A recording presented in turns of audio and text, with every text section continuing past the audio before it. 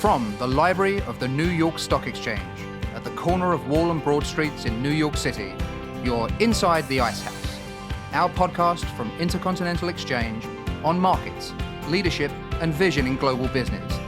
The dream drivers that have made the NYSE an indispensable institution for global growth for more than 225 years. Each week, we feature stories of those who hatch plans, create jobs, and harness the engine of capitalism. Right here, right now, at the NYSE and at ICE's 12 exchanges and 7 clearinghouses around the world. Now here's your host, Josh King, Head of Communications at Intercontinental Exchange. Today we're taking the Ice House to warmer climes than New York, coming to you from Boca Raton, Florida, home of the 43rd Annual International Futures Industry Conference, known as FIA Boca. The FIA brings together the leaders and pioneers of the futures, options, and derivatives markets.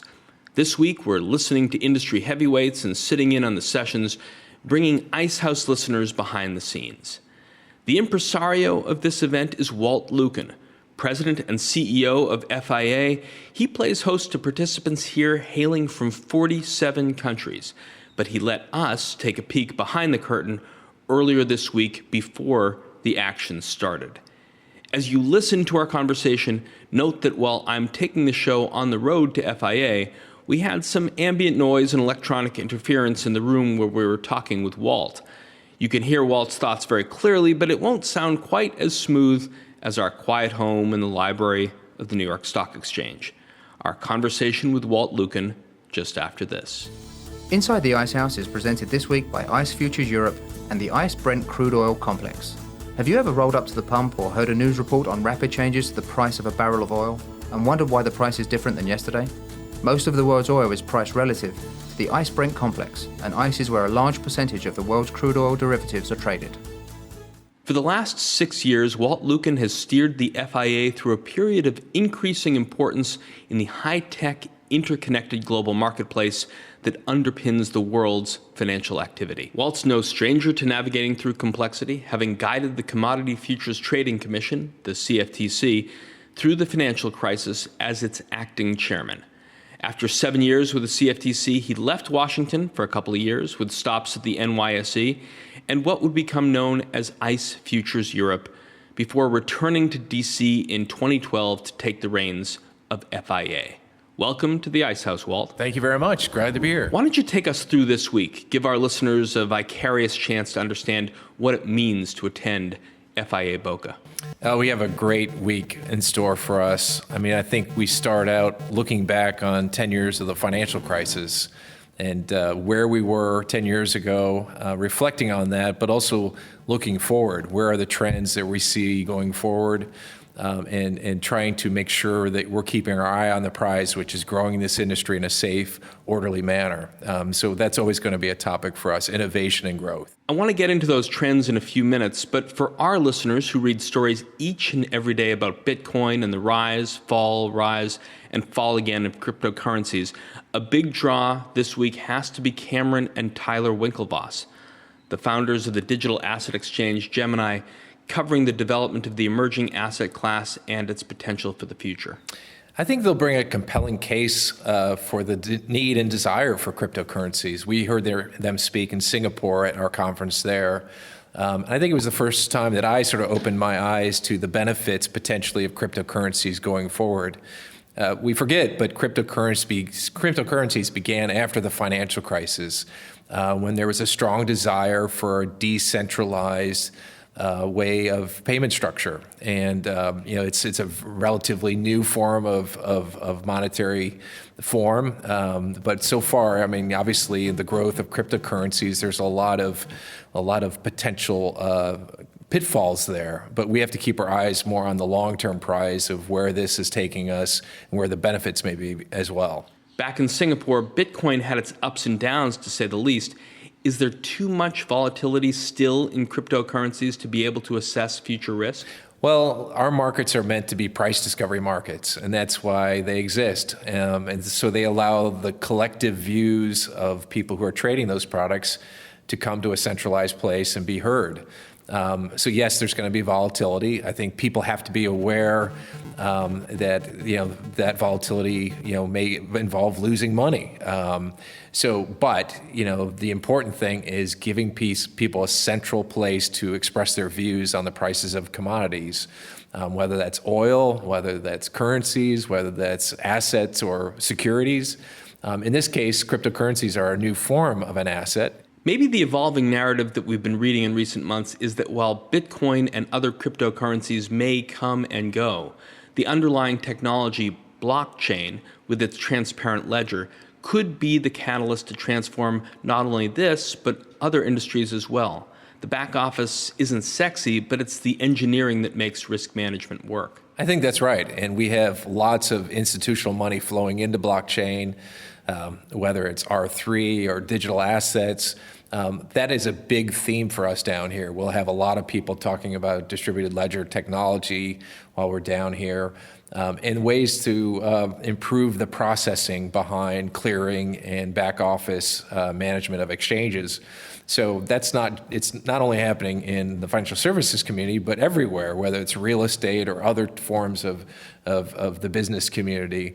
There is a strong case to be made for blockchain. I think it has big upside potential. You'd think that a guy that was born in 1452 and died in 1519 wouldn't have a lot to say about how to bring more creativity to the futures industry, Walt. But Leonardo da Vinci, the Italian Renaissance polymath, is the subject of a new biography by Walter Isaacson, who's also a keynote speaker of yours this week. How do you think Isaacson will draw the line of technological advancement from the 15th century to the 21st? Well, I hope we get to hear Isaacson's views on that. I mean, I think he has really looked at innovative minds of geniuses throughout his tenure as an author, whether that's Einstein, whether that's Benjamin Franklin, whether it's Steve Jobs in modern day.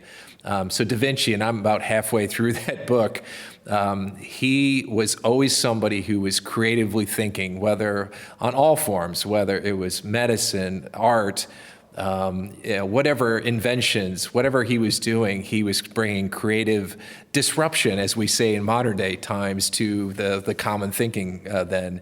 So I'll be fascinated to hear how Walter Isaacson threads all those things together for us and how we might be able to learn from those experiences. Growing up as you did, a kid in Indiana, is there a certain wiring of the brain that predisposes a young man toward math and economics? That's a good question. I mean, what attracted me to the futures industry was sort of the combination of economics and sort of financial theory. I mean, I love the fact that sort of the basis of how our pricing really dates back to Black-Scholes pricing methods and things that won Nobel Prizes, and really people couldn't price these things until these two very bright mathematicians and economists came together, to Fisher Black and Myron Scholes, to put this together, allow us to do this. And that just opened up the ability for us to move money back and forth in time, to think again in more three-dimensional means for finances. That's both good and bad. I mean, it allows us to hedge risk on products that there's great volatility, but it also can lead to leveraged problems like we had during the financial crisis. So I just love sort of the academic and the history of our industry. And I think people who are intellectually challenged by those things will love it too. Was the Lukken household one that prized excellence in three-dimensional chess? No, I think my parents were pretty modest folks, and they came from a very middle-class background, but a great upbringing, and they encouraged me to go to school and academics, and it really allowed me to thrive as somebody who loved math and economics and law. I ended up going to law school. I want to go a little deeper into your work for Senator Lugar later in our conversation, but one thing he had was such a plain-spokenness about complex issues, both in economics and foreign policy, telling voters back home or watching on the Sunday shows what they needed to know. So what do average investors need to know about the futures industry? Well, I think, if you're investing in index funds, or if you're one of the major Vanguard or those types of institutions, you have to know that those financial companies are investing in futures. Typically, an investor like us, we're not investing in futures directly. There are ways to do that. But the institutions that we are investing in certainly are utilizing futures to manage risk, to lessen volatility. So they're important vehicles for not only managing risk, which they often do, but also discovering prices, making sure that we're able to know what the price of oil or the price of gold might be, what the price of IBM might be, even when the trading is not active at night. So these are important attributes the futures markets bring to every investor. I'm looking at the calendar, March 2018, 10 years since what many regard as really the start of the global financial meltdown. Along with Treasury Secretary Hank Paulson, Fed Chair Ben Bernanke, and the New York Fed President Tim Geithner, the CFTC was right in the middle of it. Without inflicting too much post-traumatic stress on you, Walt, bring us back a decade ago to when the world held its breath. Well, we were just coming out of really an oil crisis, where oil had reached $140 a barrel. So we were having, with those individuals, with Hank Paulson and Chairman Bernanke, and Tim Geithner was part of the President's Working Group, which was the name of the body it was called before it was the FSOC. So we would meet frequently to talk about the issues affecting the markets. And I remember as Bear Stearns started to come to be, but learning new terms like credit default swaps and the different tranches of these securitized assets.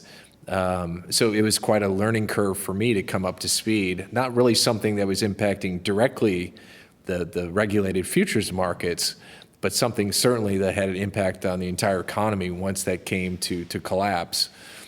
So we were actively talking about all those things, and I'm just thankful that group of individuals were in the seats that they were in.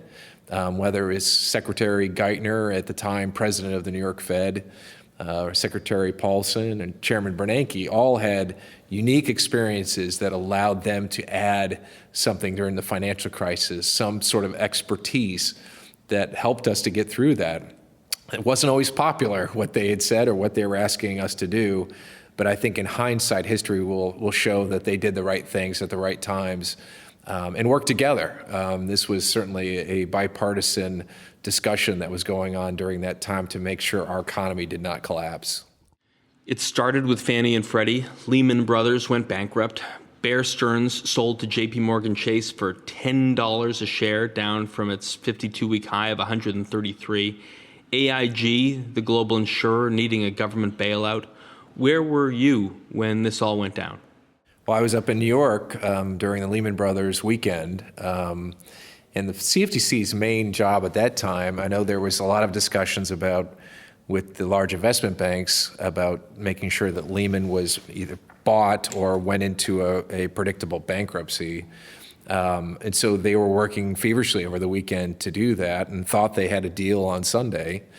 And that ultimately fell through when the UK regulators balked at the proposition of Barclays buying portions of Lehman Brothers. But the CFTC in particular were working with its foreign counterparts, making sure there was a strong line of communications with their foreign counterparts and regulatory counterparts, but also making sure that the assets, both the customer positions of Lehman Brothers as well as the house positions, were going to find a home somewhere.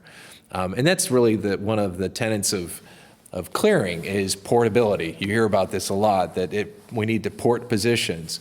Well, this was a real live test case where we were taking house positions of Lehman Brothers and porting them from a potentially failing FCM to a healthy one. And we were able to do it. And customers found homes very quickly with really little disruption. And on Monday morning, even though Lehman went bankrupt, those positions, both house and client, found homes somewhere else. And the futures markets were discovering prices. They were, volumes increased because a lot of the other markets went dark. And so the futures markets, I think, and that's really when the collective light bulb went on for a lot of us that, wow, clearing works. And this market's actually working when others are failing. So prices were discovered, clearing worked, and clearing's become an increasingly important cornerstone of the global economy. But back then, those chaotic months in 2008, in the middle of a presidential campaign, it seemed like every weekend was another fire drill. Were you relieved when it was all over, when power was transferred to the Obama administration? That actually was a relief when you got to sort of hand the reins over to somebody else, and that was January 20th, 2009 for me. We weren't quite under the same sort of pressure that because the futures markets worked so well during that period of time. But there still was always concerns that a failing bank and their FCM business, as a result of that, could take down positions. So we were closely monitoring that. I give the CFTC staff all the credit. There were leaders there and staff that were working weekends to make sure that those positions were where they were supposed to be, that there was customer money was segregated and protected, and so staff ended up doing a fantastic job during that period of time. And we ended up giving CFTC chairman's awards to those individuals that were up in New York with me, and that really made sure that those markets held together during that tough time. In the 10 years since the financial crisis, Walt, how has the CFTC continued to evolve from your perch as its former acting chairman? Well, certainly being the first agency to get out of the gate on mandatory clearing, and Chairman Gensler deserves the credit for that. So he immediately jumped into Dodd-Frank and was able to put that into place relatively quickly. So today, something in the order of 80% of interest rate swaps are cleared today, and that was really because he took that mandate seriously and got that into place. Same with swap execution facilities and allowing swaps to be on exchanges on lit markets. So Chairman Gensler certainly deserves a lot of credit for all that he did post Dodd-Frank. And I think the chairman since then have, taken on the reins from him and continued those efforts. And so, Chris Giancarlo, now that we're 10 years out, has been, left with the task, okay, is everything working? And I think it's appropriate for us to review whether the rules of the road are working as they were intended to be. My guess is that most are, and I think that there are a lot of successes out there.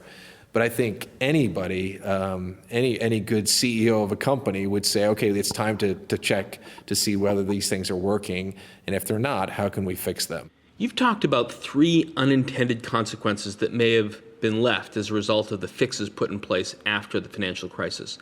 Barney Frank, author of the Dodd-Frank legislation, is going to be here at FIA Boca later this week. So let's tackle all 3, starting with how you think the actual cost of clearing has increased due to regulation, not just here in the U.S., but with Basel in Europe as well. Well, I think we need to make sure that Basel properly recognizes the risk mitigating benefits of clearing. I think, coming out of the financial crisis, the G20 nations met and agreed there are 2 primary things we need to do. One is to get more things into clearing, because clearing worked. We saw that in Lehman Brothers. And so that's where the mandatory clearing requirement came to be. And we need more capital in banks. Both are common sense, smart thing for regulators to put forward. Unfortunately, the way that some of the Basel rules have come into place is they actually count clearing and client margin for clearing as leverage.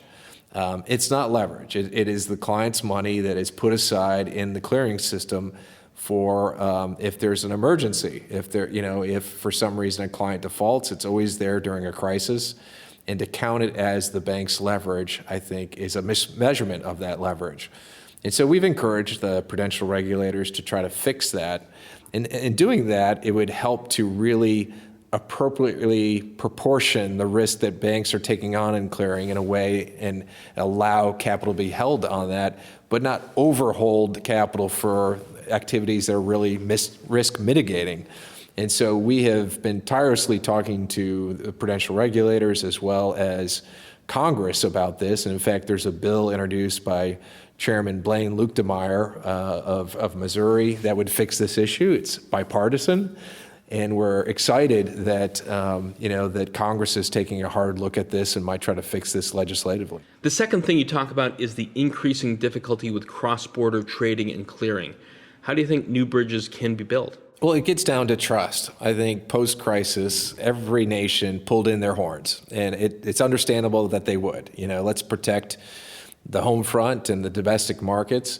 The problem with our markets, they're very global. About a third of our business on domestic exchanges or foreign exchanges come cross-border. And so the liquidity we need for these markets to exist are coming from overseas. And so we have to find some way for regulators to work together so that they don't stifle the marketplace by duplicative regulations or conflicting regulations. It's the foreign regulator deferring to the home country regulator if the rules are deemed comparable. And that makes a lot of sense. So it's for us, we're trying to get back to that system of recognition. We should make sure there's a well-balanced recognition system in there so that these markets can continue to grow and thrive and be safe and regulated too. You can't, this is not mutually exclusive concepts. Markets can grow and be safe at the same time, and we think mutual recognition is the way to do that. Successful trading and clearing takes a ton of investment and a ton of money, especially the burdens of compliance. No one wants a repeat of 10 years ago, but how do you balance compliance with the freedom to grow?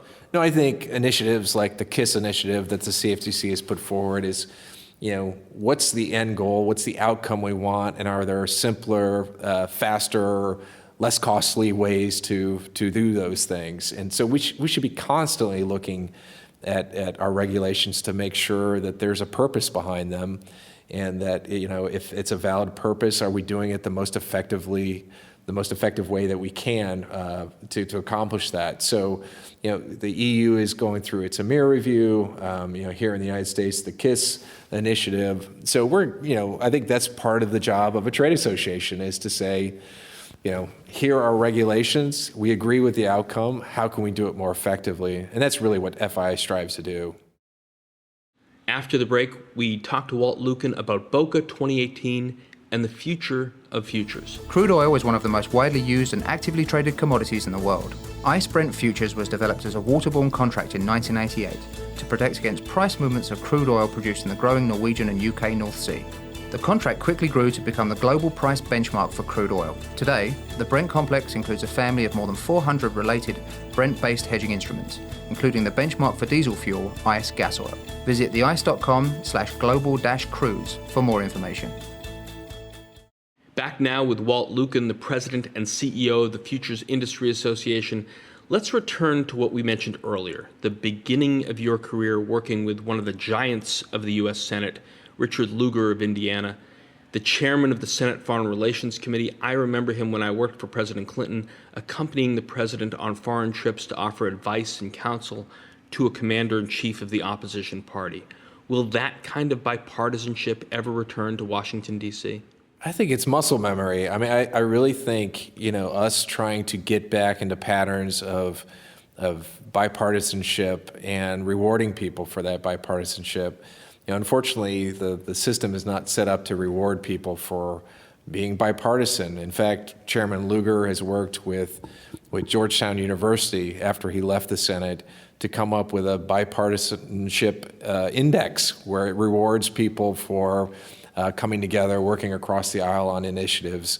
Whether that was him and Sam Nunn working together on getting rid of nuclear weapons with the old Russian states, or on agricultural farm policy. There's lots of good examples of us coming together across the aisle to try to work on common policies.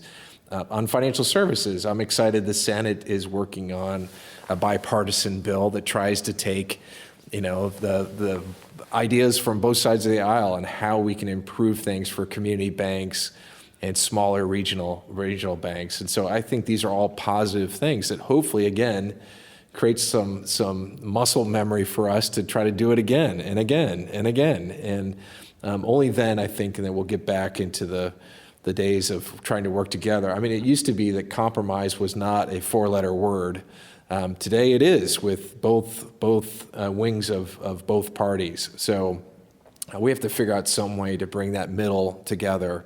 But hopefully there's ways to do that. Did Lugar give you particular lessons or wisdom in terms of figuring out how to work with opposing sides? I think he would listen. He would listen to good ideas wherever they came from. And, I wish he wouldn't, he wasn't compromising for the sake of compromising. He went to where the ideas were good. And the good ideas are not one party or another. They can come from anywhere. And so I think that really drove him is, where are the good policies? And, you shouldn't think of things in black and white and right and left and Republican and Democrat.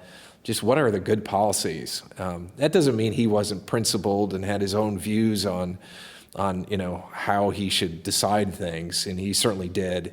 But he was willing to sort of forget those lines and blur those lines at the appropriate time when it meant furthering the country. And hopefully, I think a lot of it came back to those that served in the military in the war of World War II and beyond. He was briefing generals post World War II, and those people, whether it was Senator Inouye or Bob Dole, they had a common bond together of working for the benefit of the United States, and I think the war experience really held that together.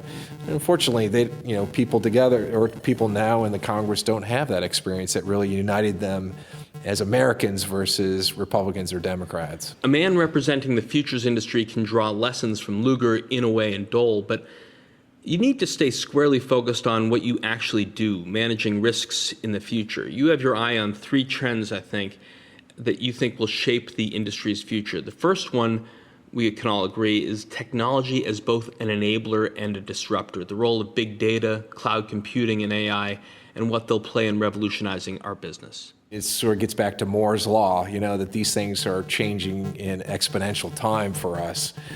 So you mentioned blockchain earlier. But cloud computing is enormous benefit. And all is about data. Where are we housing data? How is it protected? How are we best utilizing that reference data? So we think about that constantly, not only for our members, like can we improve processes? Can we reduce costs? But even how we service our members. So we have FIA Tech, which is an independent entity within the FIA family that allows us to be a utility for the industry for its give-up arrangements and also for making sure that people are paid for those give-up arrangements.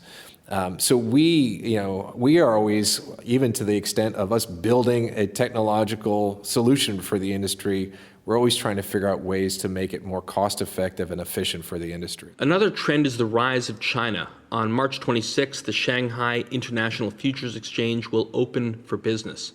Is it time to shift our perspective from made in China to trade in China? Well, I think it's step one. Everybody's been looking to China for many years, that the promise of it opening up was going to happen. It's going to happen. It's going to happen. This year feels a little bit different to me. I was fortunate enough to be in Shanghai in November, late November, with the chairman of the CSRC, and he has an international advisory council that I sit on. But President Xi has indicated that he wants the financial markets to develop in a way that can service the second largest economy in the world, China.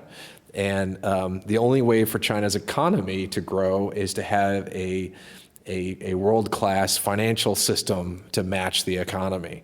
Going from a savings nation to an investing nation. That's right. And so they're looking at all sorts of mechanisms on the security side, on the asset management side, but on the futures markets too. And so, what we're looking at in the futures markets is how do we get foreign investments into the futures markets? And I think there are two initiatives. One's going to be the INE crude oil contract that comes out soon. I think that's at the end of March. We have iron ore coming in right after that as well. But they're also talking about starting to cross-list products. So there may be a product that a foreign exchange lists somewhere else, maybe the United States, maybe London, that they may want to cross-list in China. So the CSRC is open to all those ideas. So that's, investing into China, but there's also how do we get Chinese exposure to foreign markets? And, there are already approved a couple banks that are exchange members of both U.S. and European exchanges. But, CSRC indicated in November they're going to approve more. So there'll be more banks. And that's good news because, as we mentioned, there are fewer and fewer FCMs in the world. And one way to make that up is to have China start putting some of that capital into banks that are coming onto our markets. So those are positive trends, and I really think that China is going to open up and flower this year more than years in the past. And finally, Walt Lukken, the transformation of energy markets. I'm filling up my gas tank over the weekend and paying $2.50 a gallon. It's pretty stable. As we were talking earlier, before the financial crisis, peak oil was $145 a barrel. You think we'd ever go back to those days? Well, I think it's amazing. If you look 10 years ago where we were, even it was $140 barrels, but people were talking about $200 a barrel oil at that point. So we didn't know where the markets were going to head. There were lots of pressures among politicians that we should be clamping down our markets, closing our markets, putting position limits to lower the price of crude oil. And so I think what we did is tried to make sure that the markets were discovering prices, that they were properly risk managed, that there was not fraud or manipulation going on. But if the prices were bad prices, that's the market. The futures markets are a mirror of what the commodity supply and demand is. It's just the thermometer. We don't set the temperature. It just measures the temperature. I think you fast forward now, and the amount of investment as a result of having $140 a barrel oil is the amount of investment that went into fracking, into deep well drills, into directional drilling was enormous. Last year, $1.7 trillion of investment went into energy production. And so now we find ourselves in a case where oil is sort of almost capped at a range, because they know that, I read today that if oil gets above $70 a barrel, the fracking technology will come out and will crash the price of oil again. And so, technology and investment and capital is what caused that to happen. The cure for high prices is high prices, and so, what I'm here to say is, that we should allow our markets to discover prices freely. And of course we should prevent manipulation. Of course we should prevent fraud. But regardless of that, unless that is occurring, even though the prices may be unpopular with the populace, there are important signals that get sent to the capital markets so that we can divert capital where it's most needed. And this is a great case for that. And it's probably changed the geopolitics of the globe for decades to come. Open markets, discovering prices freely. The futures industry at work. Walt Lukken, its president and CEO, a big week ahead here in warm and sunny Boca. Thanks for spending a few minutes here in the Ice House. It's my pleasure. Thank you. That's our conversation for this week. Our guest was Walt Lukken, president and CEO of the Futures Industry Association, recorded here at the Ice House's winter warm-up, the Boca Raton Resort and Spa in Boca Raton, Florida. If you like what you heard, please rate us on iTunes so other folks know where to find us. If you've got a question or comment you'd like one of our experts to tackle on a future show, email us at icehouse@theice.com or tweet at us at NYSE. Our show was produced by Pete Ash and Ian Wolfe, with production assistance from Ken Abel. I'm Josh King, your host, signing off from Boca Raton. Thanks for listening. See you next week back in New York. Information contained in this podcast was obtained in part from publicly available sources and not independently verified. Neither ICE nor its affiliates make any representations or warranties, express or implied, as to the accuracy or completeness of this information, and do not sponsor, approve, or endorse any of the content herein, all of which is presented solely for informational and educational purposes. Nothing herein constitutes an offer to sell or a solicitation of an offer to buy any security or recommendation of any security or trading practice.